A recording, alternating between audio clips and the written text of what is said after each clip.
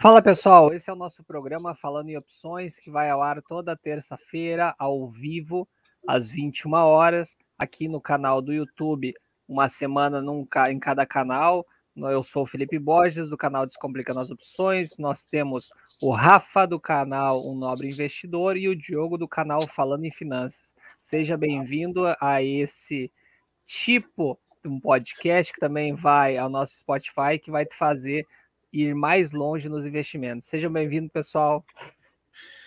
Beleza, fala pessoal, toma aí, boa noite para mais uma terça aí cheia de emoções no nosso mercado financeiro. O pessoal aí tá finalmente estamos secando aí a Petrobras, ela parece estar corrigindo, ajudando um pouquinho as nossas operações, e nós estamos aqui para trocar mais uma ideia sobre opções, para falar sobre as tendências do mercado, aquilo que nós estamos observando de oportunidades. Pessoal, eu sou o Diogo, esse canal aqui é do Felipe, mas nós, como ele falou, estamos interagindo nos nossos canais. Depois você pode acessar ali, procurar e seguir e se inscrever nos nossos canais, porque nós estamos todos aqui para ajudar os iniciantes, aqueles que estão enrascados, né, Rafa?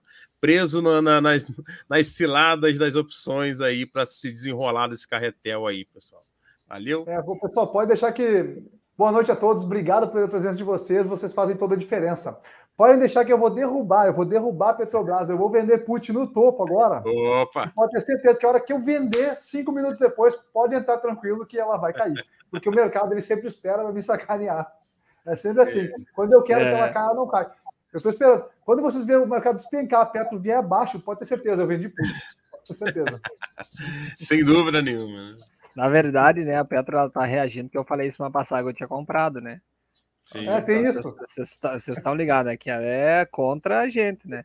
A gente o cara do botão, eu tenho que até agradecer ele, porque ele está assistindo o programa, já que ele está ferrando a gente, pelo menos a audiência Exatamente. E os caras dando guidance aí de Petro a 35, né? 35, 36, tu fala, rapaz, só incentivando a galera a meter o pau no papel. Vamos fazer o seguinte, Felipe, tu entra comprado, eu entro vendido, eu quero ver. Eles vão ficar loucos, eles não vão saber como sacanear nós dois. Exatamente. Eles vão se perder. Vai ficar a volatilidade muito alta, né? É isso aí. Vamos ficar bem louco. E aí, pessoal, temos algumas reportes, né, de balanços para semana que vem, na outra aí, como é que vocês estão se preparando aí para operar isso aí? Fala aí, Rafa, fala aí. Cara, eu não opero balanço, na verdade, honestamente, as minhas estruturas com opções, elas são bem restritas, eu monto geralmente Petro, Ambev, Itaú, eu estou estudando bastante coisa, mas eu sei que até o Itaú foi essa semana, né? Então a holding dele, ela é bem afetada, mas eu não costumo operar balanço, não. Assim como eu não costumo operar notícia. Eu gosto de estar inteirado no que está acontecendo, mas eu não opero balanço, não. Eu não acho tão interessante, não. Eu destacaria essa semana aí, pessoal, essa questão de operar balanço é bem interessante, que eu vejo uma galera querendo ensaiar, fazer um straddle, fazer alguma coisa que possa, sempre no ritmo da aposta, né? Eu não sei para onde vai, vamos nos posicionar para qualquer lado que der, a gente vai ganhar alguma coisa. A propósito, eu queria saber, se alguém ganhou dinheiro com o straddle comprado, bota aí nos comentários, que até hoje, para mim é que nem Papai Noel e nota de 200, eu não vi ao vivo ainda, Né? Eu ganhei uma vez, mas foi no Anel Energia, assim, tipo R$5, não dá nem para comemorar. Não dá nem para dizer que foi um ganho, foi quase 0-0 praticamente. Não tem como, realmente é difícil, até porque o pessoal se engana, porque vê a convexidade na estratégia, né? Quando monta lá o payoff fica bonito, poxa, qualquer lado que der eu vou ganhar. Mas a realidade é que para ter um ganho realmente expressivo, considerável, o papel tem que andar muito para um dos dois lados. E isso normalmente é muito raro de acontecer e acaba prendendo o investidor. O que eu queria dar de destaque aí, pessoal, é com relação ao resultado do Bradesco, né?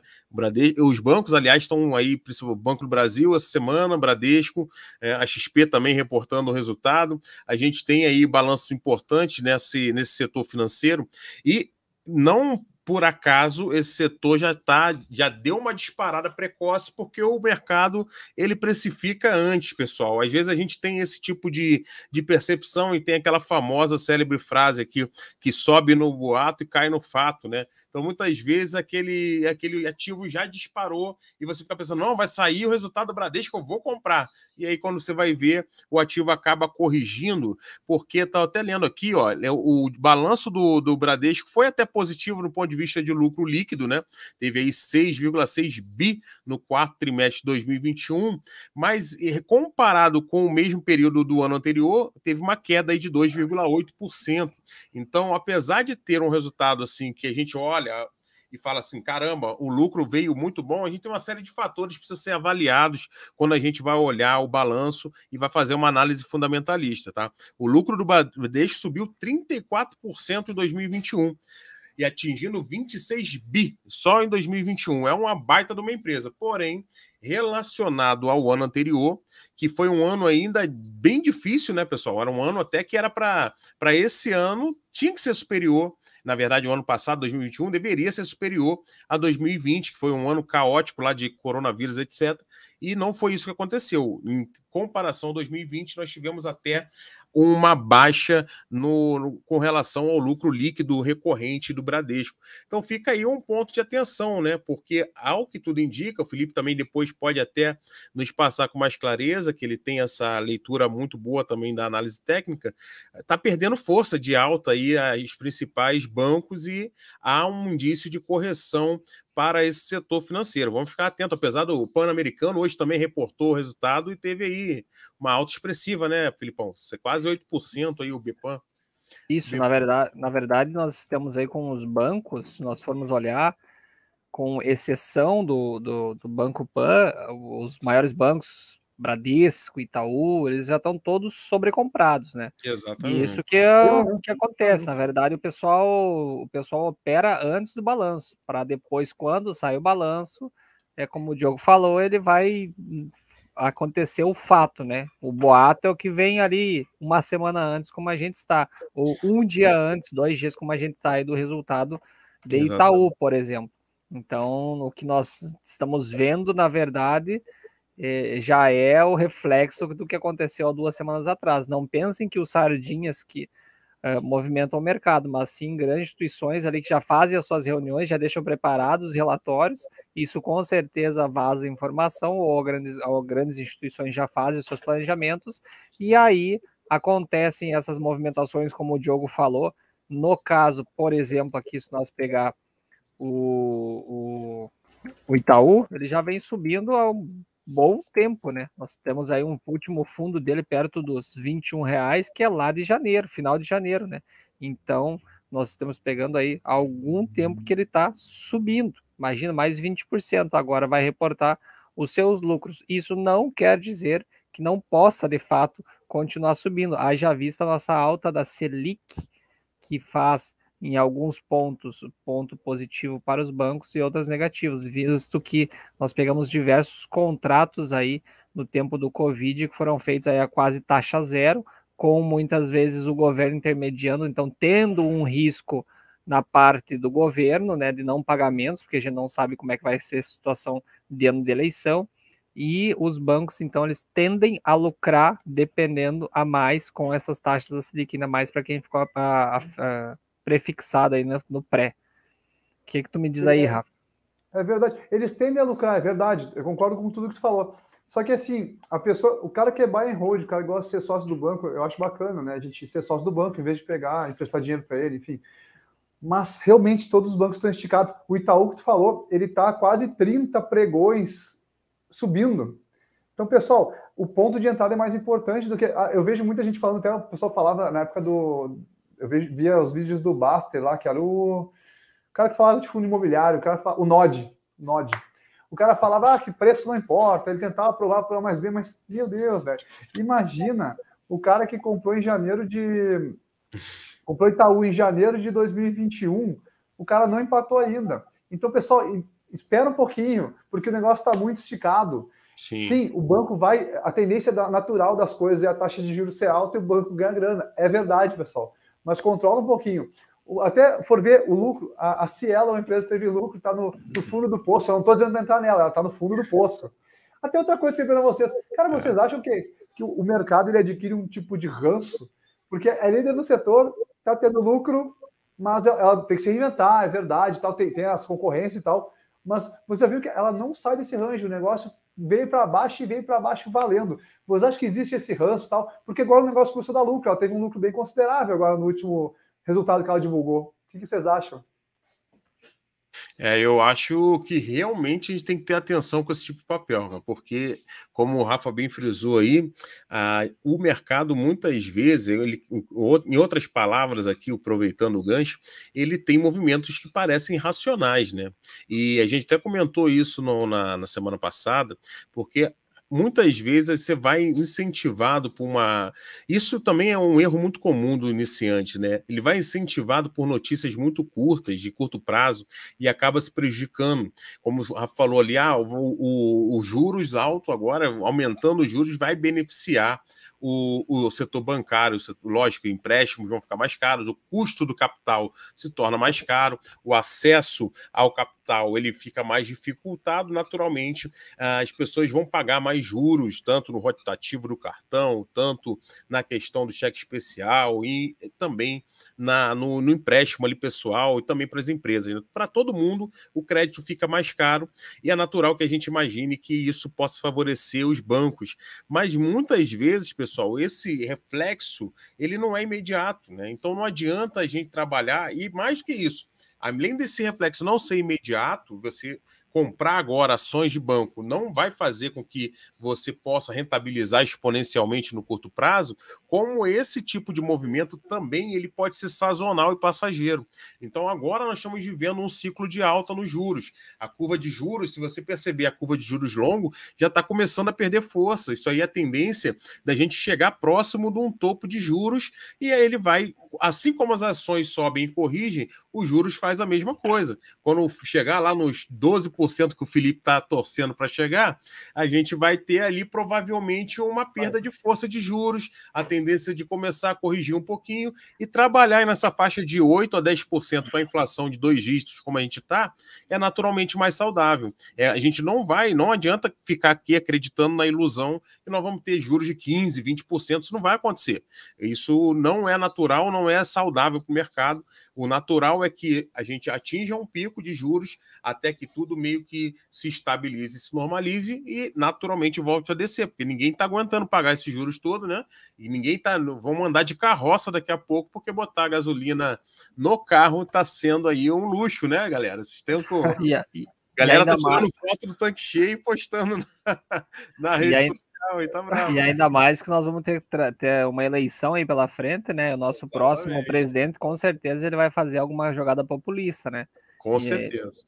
Isso, independente da artimanha que ele for fazer, seja emitindo títulos de crédito ou alguma coisa, né? Ele vai tentar controlar a taxa de juros para fazer o tal do populismo político, né? E respondendo, Rafa, o que tu tinha colocado ali sobre a questão de se a gente acha que tem ações, né, que ficam na balela do pessoal, eu acredito que não é nem questão de sair, é mais quando a empresa entra, né, numa faixa ali de, digamos assim, recuperação fiscal, recuperação financeira, como nós tivemos aí a Taurus, né? A Taurus, por muito tempo, ela veio aí e ficou numa faixa aí de 1 pila. E isso foi lá desde 2015 até as eleições. E aí notem como uma eleição mexe com as coisas. A eleição, se nós formos ver aqui no ponto, outubro de 2018, ela disparou. E aí teve um pico gigantesco aqui. Por quê? Porque era muito visto a questão do Bolsonaro com a questão da liberdade de armamento, então todo mundo, não, a TASA vai começar a fabricar armamento para dar com pau, né? E aí a ação teve essa subida aqui no boato, depois viram que não foi realidade, e aí ela voltou quase ao que era, e depois teve, né, uma recuperação do seu balanço, e aí hoje ela é negociada como se fosse uma empresa normal, aí próximo dos seus valores justos, né, seus valores patrimoniais na casa dos R$21, mas uma empresa aí que há pouco mais de 4 anos atrás custava 1 pila, hoje está R$ 21. Eu acredito muito nisso. A questão da Cielo não é diferente e a gente não vai saber quando que é o fundo do poço, por quê? Porque ela é uma empresa que não para de cair. Então, se ela está hoje a 2,32 no fundo do poço, é o fundo do poço hoje. Pode ser que daqui 6 meses a gente olhe para isso aqui e a ação esteja a R$ 1. A gente não pode saber. Mas eu acho que o mercado, sim, ele fica de mau humor com algumas empresas de alguns setores específicos. Vocês falaram de eleição, né? E eu até fui procurando aqui, até encontrei uma fala do Luiz Stuhlberger e o Rogério Xavier, que são da Credit Suisse, né? Eles falaram no evento lá que os estrangeiros preferem Lula a Bolsonaro. E o cara falou que ele até é acusado de petista quando ele fala isso e tal. Vocês acham que faz algum sentido, tipo assim, o estrangeiro preferir Lula a Bolsonaro? Eu não estou puxando sardinha para nenhum lado, né? Não tem política de estimação. Na verdade, eu quero lá no poder um cara que faça um bem para a nossa nação ou que pelo menos faça a gente ganhar grana na Bolsa, tá? Estabilize a Bolsa. Mas você acha que faz algum sentido que o mercado exterior, o pessoal de fora do Brasil, prefere Lula a Bolsonaro? As pesquisas, por enquanto, estão mostrando Lula na frente, mas a gente sabe que pesquisa no Brasil a gente só acredita depois da eleição, porque aqui é bem complicado. Mas o que vocês acham disso aí? Porque foi no evento da Credit Suisse, que é uma potência, né, no mercado de finanças, aí, uma referência. Né? O que vocês acham disso, pessoal? Exatamente. Eu falei até hoje no grupo lá no Telegram que a gente não deve confiar plenamente em grandes especialistas e previsores do mercado, né? A gente tem uma situação em que eu li um livro, se eu não me engano, do Taleb, O Cisne Negro, né? Que ele fala bate bastante nessa questão da previsibilidade, né? Daqueles que ficam ali fazendo previsões, e existe aí uma boa parte desses críticos e dos especialistas em finanças, eles fazem previsões porque eles são obrigados a fazer, né? As suas agências os obrigam a fazer, e se nós estivéssemos lá na posição deles, também faríamos previsões do mercado constantemente. Acabamos até muitas vezes fazendo em função dos nossos seguidores aqui, dos nossos mentorados, as pessoas que estão nos acompanhando, vira e mexe, chega pra gente e fala aí, dá uma olhada nesse ativo aqui, vê o que você acha, né? Faz uma análise aqui pra gente ver. Então, a todo momento, a gente é incitado, quando a gente está no mercado financeiro, a fazer análises com relação a alguns ativos. Eu, particularmente, pessoal, penso que, sem a questão de ideologia aqui, a questão política, deixando de lado, analisando a questão do mercado, eu não vejo muita coerência nessa fala desse camarada por conta do quê? Por mais respeitável que ele seja, por mais que realmente a agência seja confiável e mereça atenção ao pronunciamento, a gente tem ali uma situação que, cara, o governo Lula, o governo do PT, tradicionalmente, ele é mais socialista e é adepto do que nós chamamos de intervencionismo econômico, né? Então, a gente tem claramente uma ideia, lógico que aqui no Brasil é difícil um pouco a gente falar de direita, de esquerda, o cara que é mais liberal, o outro que é mais conservador e o outro que é mais, vamos dizer assim, intervencionista, como nós estamos falando, porque a gente não tem muito essa estrutura política no nosso parlamento. A gente tem aqui conflitos de interesses, né? Como, vamos dizer assim, cada um tem o seu interesse e puxa a sua sardinha. A gente não tem uma ideologia muito bem definida, mas por base, por questões teóricas e até ideológicas, a gente tem, e eu coloquei até um stories aí essa semana do Lula falando que não ia dolarizar o preço do petróleo, que ele ia intervir no preço do combustível lá na Petrobras, e aí você, não quer dizer que o Bolsonaro também já interviu algumas vezes, não quer dizer que nenhum, né, um outro, ou Moro, sei lá quem venha, possa não intervir ou intervir. Mas tradicionalmente, e na minha leitura pelo menos, tá? Voltando o governo do PT, eu imagino que eles venham com muito mais sangue nos olhos, vamos dizer assim, para evitar privatizações, para fazer aí algumas intervenções estatais, como já era feito há muito tempo. Está aí o Mensalão, o Petrolão, tudo para comprovar.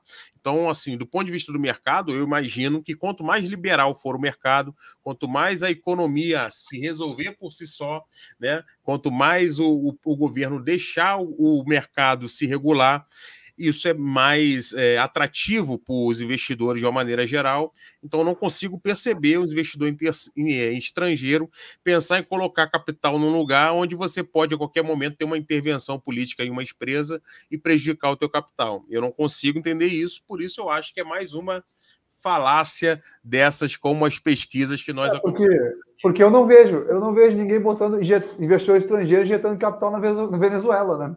Exatamente. Lá a intervenção é forte. Ou na Argentina, lá que está quebrada, infelizmente, nossos irmãos lá Chile, com a economia em frangalhos. Né? O Chile está com uma gestão bem intervencionista, inclusive os caras estão querendo acabar com as Forças Armadas lá. Pois é, eu vi uma notícia dessa essa semana. Não cheguei a aprofundar, mas só do título já deu uma assustada, né? O Chile na América do Sul, ele é uma potência militar, né? Tanto que a Bolívia, ela tinha a parte litorânea dela, o Chile invadiu e tomou conta daquilo lá. O Chile já teve guerra com alguns países ali do entorno dele. Cara, uma coisa que eu tenho plena convicção, que a partir do momento que derrubar a Força Armada no Chile, alguns países da volta ali vão entrar em treta com eles. Olha, é batata. Tipo assim, se eu não tenho anticorpo, o vírus vai invadir e não tá nem aí, entendeu? Exatamente. É a minha impressão, né? Sim, imagino também. É muito delicado essas questões, esses conflitos chegando próximo da gente aqui, né? Fala aí, Filipão, desculpa te cortar. Não, o primeiro local, assim, que geralmente quando o governo quer implementar um sistema, muitas vezes, socialista ou comunista, ou ele se alia ao exército local, ou ele previamente tenta tirar o exército local, né? Isso é muito ruim, porque na nossa América do Sul, ela está tomada pela esse comunismo socialista, vamos dizer assim. Ideologia chavista, né? Isso, exatamente. Então ele é muito complicado. Qualquer ponto que vai rodeando a mais o Brasil, ele se torna ruim. E aí, fazendo o gancho pelo que o Rafa falou, quando você tem todo o complexo ao redor da nossa geografia, indo para o lado, né, comunista, socialista, e você tem uma eleição muito forte, que ainda se está um candidato da época do Lula, né, trazendo o Lula de novo ativo, nós estamos aí frente a daqui um pouco a emergir de uma maneira pior do que aconteceu lá desde 2002, digamos assim. Então fica muito complexo, né? Porque daqui um pouco o pessoal diz assim, mas só tem, isso é só política do país, mas tem toda uma questão de outros países, de outras negociações internacionais que o pessoal começa a cortar relações. E o Brasil, ele tem, além da nossa política ou economia interna, é uma economia externa muito grande. E quando você começa a mexer com isso, você começa a mexer com todo o arredor, né? E aí você não consegue controlar o dólar muitas vezes com uma política aberta, imagina com uma política fechada. E, infelizmente, fica a situação nossa de Cuba. Que Cuba hoje, se você for no banheiro fazer a necessidade número 2, é mais fácil você fazer a sua profilaxia, vamos usar esses termos assim, com a nota corrente do que você comprar papel higiênico. Sai mais barato, né? Você usar a nota corrente do que comprar papel higiênico. Aí o cara diz assim, não, isso aí é balela, isso é não sei o quê. Poxa, quem de fato conhece a situação lá, já vivenciou, conhece alguém que foi lá para fazer ajuda humanitária ou para fazer a imigração do pessoal aqui no Brasil, sabe que lá tá, né, precário, mas aí o que acontece? O governo tomou conta juntamente com o exército e aí fica essa situação. Então é bem complexo, né? Como o Diogo bem falou, isso aí é muito complexo. E aí você diz, os Estados Unidos não ajuda com medicamento, não sei o que. É aquela coisa, o cara fez uma política achando que ia ser somente com reflexos internos, mas infelizmente toda a parte externa ela se adequa à tua situação atual, né? Sim, exatamente. E só você olhar, eu gosto de falar isso quando a gente debate essa questão política, que é sempre muito complexo, sensível, né? Nos últimos anos, gera muita, você perde amizade, discute com parente, tá? O grupo do WhatsApp, eu já nem participo de tantos grupos, para não ficar discutindo.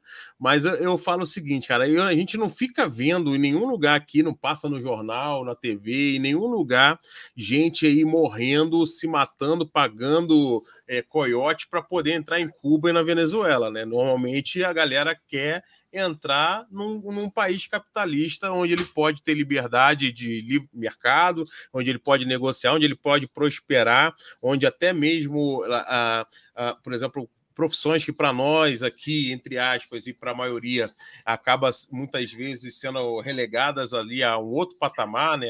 Isso é diarista, é faxineiro, é entregador, é garçom, até essas profissões menos, vamos dizer assim, elogiáveis pela elite, elas acabam sendo muito bem remuneradas e até mesmo, assim, ó, acho que é uma coisa muito bacana que tem com o americano, quando a gente tem a oportunidade de conversar com o americano efetivamente, ou ter a experiência de estar por lá, é você perceber o quanto eles valorizam o trabalho em si, né? Não importa a tua classe social ou a situação que você, a tua cor de pele, isso aí, eu acho que eu sou mais escuro aqui, posso falar, então passei um pouquinho no forno, não tem problema. Então eu falo em nome também nesse sentido, que eu vejo que é muito discutida essa questão de racismo, etc. E eu sempre falo uma coisa, pessoal, eu discutia muito na faculdade, principalmente agora na Federal, que é o que tem de alienado nas universidades federais é impressionante, algo impressionante. Um analfabetismo funcional assim de altíssima categoria. Então perfeito. A gente chega lá e fica perplexo com o que fala. E eu digo assim, ó, os professores de filosofia, os sociólogos não gostam muito quando eu falo isso, mas eu digo assim, ó, o preconceito na realidade ele é econômico, pessoal. Eu já tive situações muito melhores que tenho hoje financeiramente, já tive situações também muito piores do que eu tenho hoje financeiramente, e eu só passei preconceito não em função de cor, não em função de ser gordo, não em função disso, só em função econômica. Se eu não tivesse condições financeiras de frequentar os mesmos lugares que a elite frequentava, de participar dos mesmos eventos que o pessoal que tinha uma condição melhor participasse, então naturalmente eu era excluído daquela sociedade. Agora, a partir do momento que eu tinha condições de bancar ali a minha conta, né, de botar o meu carro para jogo, de fazer as coisas. Cara, quem que tem preconceito com Pelé? Quem que tem preconceito com o Ronaldinho Gaúcho? O preconceito é naturalmente, essencialmente econômico. Se você tem grana, você participa da elite. Se você não tem grana, você é relegado ao segundo, terceiro, 10º escalão. Essa é a minha percepção. Posso estar equivocado ou não sei se vocês concordam, mas eu sou minoria, eu sofro preconceito porque eu sou careca. Os caras ficam postando no meu grupo lá foto do Jason Statham falando que sou eu. Tá? O cara está se passando por mim. Aquele cara com o fuzil lá não sou eu, é o Jason Statham. Ele está tentando se passar por mim. Eu sofro bullying por ser careca. Eu não sei porque me chamam de careca, não sei. Pessoal, fala notícia boa aí. Quem gosta de petróleo caro, olha só, a Vibra Energia, que é a antiga BR Distribuidora, ela vai abrir agora um fundo imobiliário de postos de combustível para a Petrobras. Então, que beleza, se você quer ser o locador da Petrobras, você quer ser dono de posto, é uma possibilidade, tá, pessoal? Então, não estou fazendo propaganda, eu não sei quando é que vai sair, eles já manifestaram interesse aí, é bem interessante, então, o pessoal observar, porque... Cara, é um segmento novo. Pelo menos eu desconheço o fundo imobiliário, né? Poxa, aí, o cara tá se fazendo passar por mim. Cara, eu sou bullying por ser careca. E nem sei porque dizem que eu sou careca. Eu tenho um pouquinho de cabelo. Na realidade, esse é o Rafael Nobre. A gente tá conversando aqui com o Jason Statham. Aí sim, cara. Isso aí, ó, é bullying. O pessoal fica postando foto lá do cara de fuzil armado lá e tal. Não sou eu, pessoal. Ué, tu não é um militar, cara? Tu é um militar aqui da turma, nativa aí, não. Não, eu sou, mas eu não... E abandonou, eu não divulgo. Foto fardada e coisa assim só tem na minha rede social privada lá, porque até para o pessoal não achar que eu falo o nome da instituição e tal, eu falo, né, que a gente não pode, né? Então, tá certo. Cara, mas assim, fora piadas, né? A nossa sacanagem com o Diogo, com o Rafa. O que o Diogo falou ali faz muito sentido e a gente vê, na verdade, isso está explícito para o mundo, a questão hoje das NFT, né? Não estava aí o Neymar aí comprando um NFT de 6 milhões, 6 bilhões, e isso permite o cara entrar em clubes, permite o cara fazer isso. Então, não adianta, pessoal, o preconceito financeiro, ele existe, ele está escancarado na sociedade, e aí tu vai ter um que outro que vai falar, não, veja bem, isso aí não existe, não sei o que, mas é o cara que não está na prática, né? Exato. O cara que não está na teoria. Esses dias até trocando 6 aqui por meia dúzia, bem longe, eu vi uma pesquisa dizendo que a máscara não afeta a respiração do corredor, né, do esportista. Poxa, aí o comentário do primeiro cara lá... Vou arrancar meus cabelos aqui, meu. Não fala isso pra mim, hein? Quem falou isso não corre, o cara que falou isso não corre. Exatamente, é a primeira coisa que falaram, né, que os pesquisadores precisam correr de máscara para emitir depois as certificações corretas, né? Mas então é muito complexo, porque às vezes a gente tem pessoas emitindo ideias, consensos de tudo, né? Relatórios, mas não são pessoas que vivem exatamente o que elas estão falando, né? Por isso que é interessante, até antes aqui do programa, eu tava fazendo uma live ali no Instagram, e falando exatamente que nós estamos vivendo aí um analfabetismo, digamos assim, eu vou me apossar do termo que o Diogo falou, nós estamos vivendo um analfabetismo na bolsa, porque muitas vezes tu escuta A, tu escuta B, tu escuta C, tu escuta D, e o pessoal, infelizmente, o pessoal quer dinheiro fácil, né? E aí o pessoal vai atrás disso aí, né? Nós estamos aqui num programa já há algumas semanas, falamos várias coisas, nunca omitimos o pessoal que é difícil, que não é fácil, que o dinheiro ele é escasso, que a rentabilidade não é monstra, e mesmo assim as pessoas estão perdendo dinheiro, estão colocando o seu dinheiro lá para os outros, né? Estão muitas vezes se expondo da maneira errada, e não é assim que funciona. A Sônia até fez um comentário aqui, infelizmente a política do Brasil mexe muito com a bolsa, e eu acho que não era para ser assim. Na verdade, né? É um global, né? No meu pequeno entendimento, o ápice, né, a perfeição, a utopia, sim, o governo, né, ele deveria ser totalmente independente da economia, né? Não poderia simplesmente lá a economia, o governo falar alguma coisa e a economia se mexer, né? Só que isso, infelizmente, órgão fiscalizador, tudo. talvez, né? O órgão fiscalizador a gente tem aí para bonito, né? Só para cumprir tabela. Você sabe que isso esse ponto especificamente foi uma das coisas que mais me atraiu no mercado financeiro logo no início, quando eu estava estudando, que para mim, eu já falei aqui, era uma realidade um pouco distante para mim investir, né? Eu não tinha educação financeira, não sabia exatamente como era isso, imaginava que era muito mais caro do que de fato era, e hoje em dia as facilidades são monstras, a gente sempre falou isso.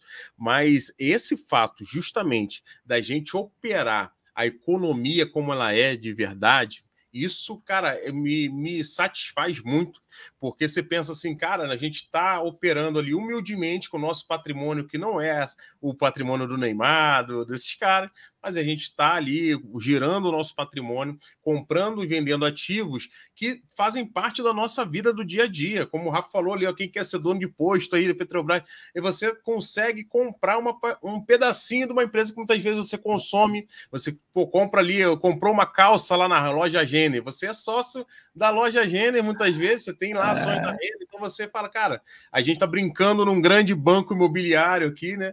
E participando do dia a dia da economia. Isso para mim é fantástico. Se você vê lá uma repercussão da Vale que faz ela cair, desabar, eu falo, caramba, que legal, a gente está operando a verdade nua e crua, vamos dizer assim. Isso.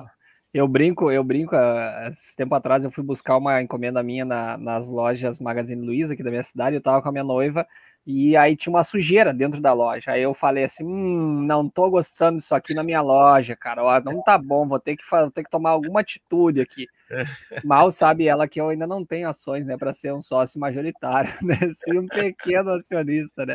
Mas é muito legal, se torna inclusive uma alavanca para você conseguir, poxa, eu quero comprar mais ações, eu quero estudar, por que essa empresa está assim, por que essa empresa está assada, porque na verdade você não está operando, né, coisas pequenas, digamos assim, você está, apesar do teu patrimônio muitas vezes que você está operando é pequeno, você está mexendo com empresas de verdade, empresas que existem na realidade, né, então difere e muitas vezes a gente não se toca numa situação dessa, por isso que é importante muitas vezes nas opções você não alavancar, porque as opções têm essa propriedade de você operar com mais capital do que você realmente tem, principalmente quando você está vendido, e aí que a gente fala, pessoal, não, né, ficar exposto aí muitas vezes, porque pode acontecer qualquer problema aí, como já aconteceu no passado em alguns fundos imobiliários, que foi lá um prédio simplesmente e pegou fogo numa parte lá, e o seguro cobre, mas a taxa lá do inquilino vai ficar em branco, né? E aí você está operando uma realidade. Exatamente. Fala aí, Jason Statham. Eu gosto do meu próximo filme. Não, eu gosto do termo que o Diogo usa, que as opções são democráticas, e elas são. Porque elas permitem a entrada seja do cara institucional gigantesco ali e o cara pequeno, né? Então, o Diogo bem aborda isso. E eu acho que eu estou pegando isso aí, eu estou fazendo essa pregação agora, que eu acho que o cara que não está mexendo opções está perdendo grana. Ele pode estar no que ele quiser, está perdendo grana. E esse ano aqui é um ano de entrar no mercado de opções, porque, cara, eleição, volatilidade alta, um monte de coisa acontecendo. Será que vale a pena expor meu capital entrando somente em ações ou entrando fundo em ações? Eu tenho amigos meus que os caras são resistentes à opção. O cara já fez até day trade, compra cripto. Pô, o cara investe em pirâmide, sei lá, mas o cara não bota grana em opção.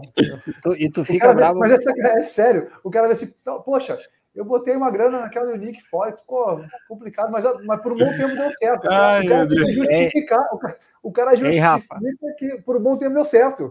E tu fica bravo com esses caras ou não? Hã? Tu fica bravo com esses caras? Fico, eu sou um cara meio agressivo. Olha aí. Eu tô sofrendo bullying nisso aqui. Pegou. Agora já. Mas tu viu o cara de agressivo, viu? Sim, tu fica bravo com os caras, né? Os caras que não operam opções vão sonhar aí, ó, com o Rafa. Essa foto vai vir aos sonhos do pessoal aí que não opera opções, que aplica em pirâmide. E quando o cara pergunta para você se opera opções binárias, o que você faz? Você faz aí que a arma ali canta, né? Sem dúvida. Então, eu acho que esse é o ano para entrar em opção. Ó, o cara de mal, tá com fome, esse dia tá com fome. Então, pessoal, eu acho que essa é a hora. Eu queria aproveitar, daqui a pouquinho isso aqui a gente vai encerrar pelo tempo já, que a gente fala pra caramba, especialmente o Diogo, mas assim, pessoal, eu queria fazer um agradecimento hoje, eu até comentei no grupo, e, cara, eu queria agradecer ao professor Luiz Maurício, eu queria fazer uma menção a ele aqui, porque quando eu comprei o meu livro ali, ele é o autor, quem não conhece, o autor do livro Mercado de Opções, Conceitos e Estratégias, né? Quando eu fui comprar o livro, ele entra em contato com você, o único jeito de comprar o livro é no Instagram dele, falando com ele, e ele pede um contato e ele liga para você mesmo e bate um papo. Beleza, aconteceu isso comigo, conversei uma meia hora de mercado com ele na época e foi bacana pra caramba. Só que hoje eu fiz uma postagem no Instagram onde eu tirei uma foto que aparecia uma página do livro dele. Cara, é muito engraçado porque após o almoço ali, mais ou menos 1h e pouco da tarde, eu vi o meu telefone tocar e era o professor Luiz Maurício. Aí ele falou comigo ali, ele ligou para agradecer e falar que divulgar e tal. Esse cara é extremamente humilde. E assim, ó, esse cara provavelmente, poxa, obrigado, brother.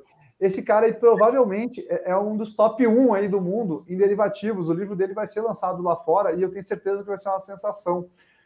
Infelizmente, brasileiro não valoriza os gênios nacionais. Esse cara é um gênio nacional.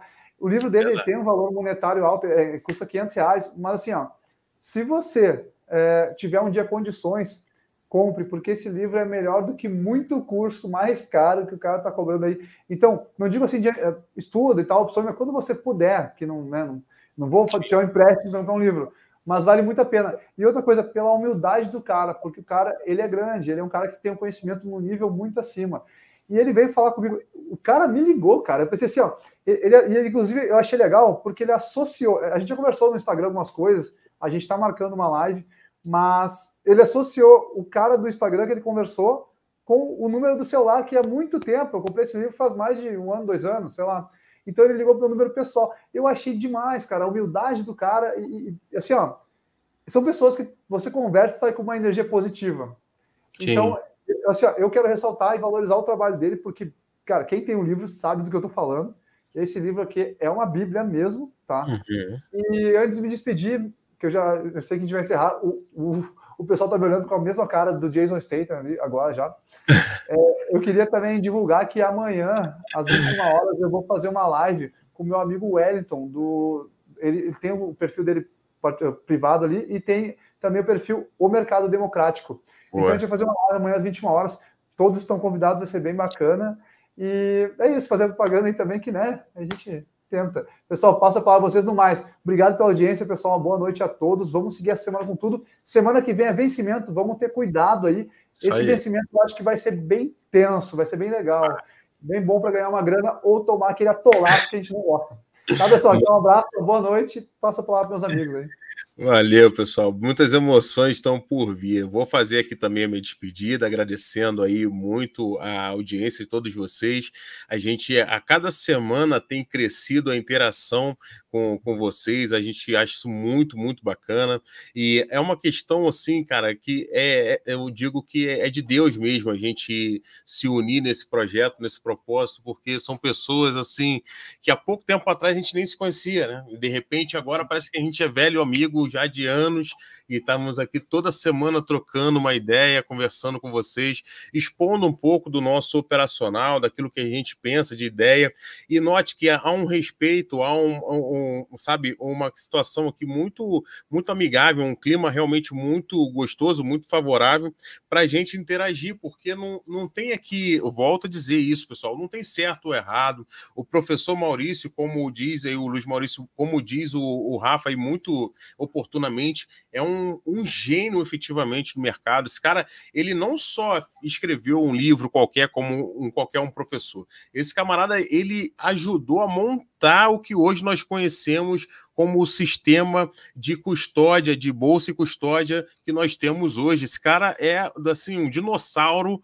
do mercado financeiro, não somente das opções, mas é um cara, assim, sensacional, de fato, recomendo aí. Até comentei lá no grupo do Rafa também, que uma vez eu fiz uma postagem também, ele me ligou e a gente trocou uma ideia. E, assim, ele fica horas conversando contigo se deixar, porque é um cara que gosta de conversar, gosta de expor o trabalho dele, é um cara super humilde, de fato. O livro, ele tem um valor de face um pouco caro, né? Mas você precisa olhar para ele como um investimento, efetivamente, né? É uma coisa que você vai investir no teu conhecimento. Demais, pessoal, eu quero aqui dizer que eu estou todos os dias ao vivo no meu canal do YouTube, aqui falando em finanças, fazendo um programa aí que tem despertado bastante a curiosidade da galera. Por conta do título, foi proposital, mas não, você não vai ficar milionário da noite pro dia. O nome do programa é De 100 a 1 milhão. Assim, casualmente, pessoal, casualmente, não é uma coisa assim que acontece toda hora, a gente conseguiu já rentabilizar quase 40% em uma semana. Uma coisa de louco, mas é uma coisa assim que, de fato, as operações compradas podem proporcionar esse tipo de operação que gera uma rentabilidade mais acima da média. Porém, também, quando perde, é o que eles falaram, na hora que perde, vai perder tudo que colocou e não pode ficar chorando, porque tem que saber o que está fazendo, tá, pessoal? Então, eu convido vocês lá a assistirem, acompanharem comigo todos os dias, 12h15. Em especial, já vou anunciar aqui que amanhã eu tenho uma reunião marcada meio-dia, então eu não vou conseguir fazer essa live 12h15, eu já estou adiando ela para 1h15. Então, excepcionalmente, amanhã eu vou ter, nós vamos fazer 1h15 da tarde para estarmos juntos operando. Eu opero, mostro aqui o operacional, abro o FlexCam, eu passo informações, não somente a gente fica só debatendo aqui, não. É uma coisa diferente que a gente faz, tá? Então, obrigado pela audiência, pela participação. Segue a gente lá no Instagram, pessoal, Falando em Finanças Oficial, troca uma ideia lá, a gente está disponível para conversar com cada um de vocês. E o meu grande abraço aí para os meus amigos Felipe Borges e Rafael Nobre. Ou não, desculpa, é Jason Stutton, né? Desculpa, perdão. A Isso gente aí, se vê então. na próxima semana. Pessoal, muito obrigado aqui pela interação. Eu reforço o que o Diogo falou, é uma energia muito boa. Muitas vezes a gente faz o programa aqui, o que eu sempre digo, quem consegue extrair as nossas dicas que a gente dá nas entrelinhas aqui é o pessoal que realmente consegue aproveitar os programas. O conteúdo que o Rafa traz é sensacional lá no Instagram, eu acompanho. O do Diogo aí eu tô incomodando aos meio-dia aí, porque eu também quero fazer R$100 virar 1 milhão, então eu caí naquele clickbait dele ali e tô lá, eu tô incomodando lá, às vezes apareço lá e tô dando uma mãozinha lá, mando uma mãozinha. E eu queria dizer também para o pessoal me seguir aqui no canal do YouTube, sigam o pessoal aí, todos eles estão com os seus próprios canais, trazendo conteúdo. Essa semana estava comentando com o Diogo que eu quero voltar a trazer conteúdo no Instagram, tem muita gente me pedindo, porque apesar de... apesar de a gente trabalhar junto, cada um tem a sua metodologia, um vai gostar mais de um, vai gostar mais de outro, mas o que realmente ganha é o cara que consegue ali pegar um pouquinho de cada um e melhorar o seu operacional. Exatamente. Agora, eu tenho que alertar o Rafael, ó, eu acho que a Petro vai te deixar com... ela vai te deixar aí, né, com a pistola na cabeça. Então vai subir o negócio, o Rafa vai ficar preocupado e desse jeito a gente se despede do pessoal aqui. Os caras estão fazendo uma guerra na Ucrânia. Os caras estão fazendo uma guerra na Ucrânia só para subir o petróleo, só para me ferrar. É só para isso. É o Rafa de frente com a pistola ali, ele está totalmente ali contra a Petro, e na semana que vem, na terça-feira, a gente vai estar comentando aí a semana do vencimento do mês de fevereiro. Até mais, pessoal, fiquem com Deus e até terça que vem. Valeu, galera. Um abraço.